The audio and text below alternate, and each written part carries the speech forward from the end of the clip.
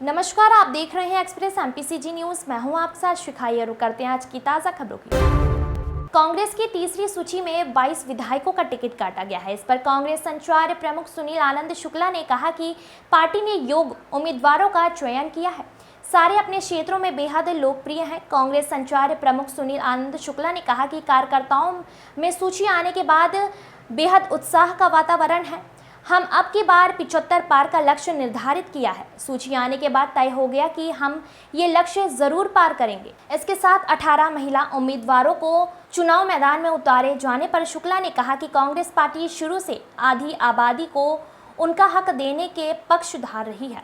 महिलाओं के आरक्षण की बात भी कांग्रेस की ही उपज है। उन्होंने कहा कि स्थानीय निकायों में 50% महिलाओं को आरक्षण मिल रहा है।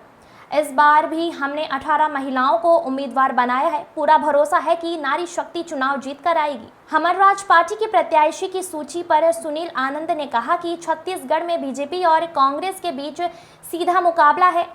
किसी अन्य दल का कोई राजनीतिक वजूद नहीं है। भाजपा भी सरकार बनने की लड़ाई में बहुत पिछड़ी है। कांग्रेस पार्टी के पूरे 90 के 90 विधानसभा क्षेत्रों के लिए प्रत्याशी घोषित हो गए हैं। पार्टी ने योग्य उम्मीदवारों का चयन किया है। सारे के सारे अपने क्षेत्रों में बेहद ही लोकप्रिय हैं। कार्यकर्ताओं में इस सूची के आने के बाद असीम उत्साह का वातावरण है।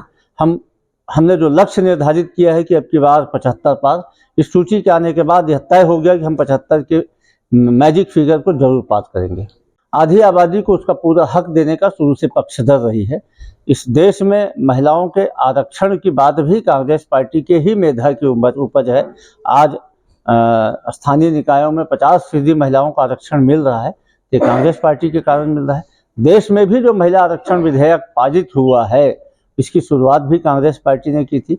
पिछली बार भी देश में किसी विधानसभा में सबसे ज़्यादा महिलाएं थी तो कांग्रेस पार्टी की थी, छत्तीसगढ़ में।